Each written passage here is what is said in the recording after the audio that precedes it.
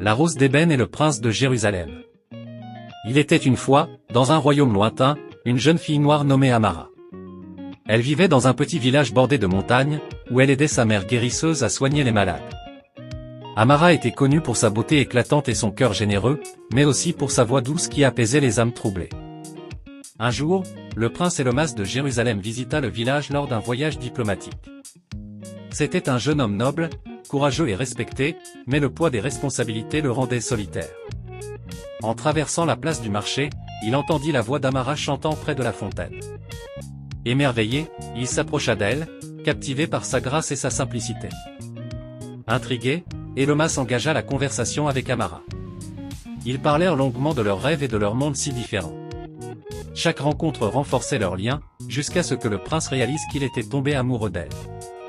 Mais leur amour semblait impossible, Amara n'était qu'une villageoise, et lui, un prince promis à une princesse de sang royal. Les rumeurs de leur amour parvinrent au palais, suscitant colère et mépris parmi les conseillers du roi.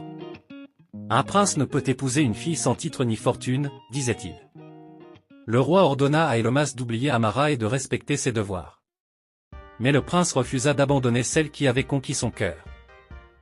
Déterminé, Elomas défia les traditions en organisant un grand concours royal. Il annonça qu'il épouserait celle qui accomplirait une épreuve d'intelligence, de compassion et de bravoure. Amara, guidée par sa sagesse et son courage, releva le défi. Elle soigna un cheval blessé du prince, résolut une énigme ancestrale et sauva un enfant perdu dans les bois. Impressionné par sa force et sa bonté, le roi comprit qu'Amara n'était pas une simple villageoise, mais une reine de cœur. Il donna sa bénédiction à leur union.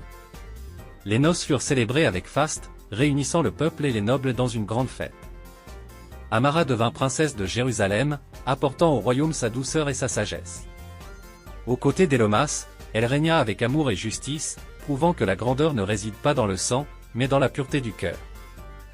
Et ainsi, leur amour triompha des préjugés, devenant une légende racontée à travers les âges. Si tu aimes ces genres de vidéos, abonne-toi, partage, like et commente, dis-moi depuis quel pays tu as suivi cette vidéo.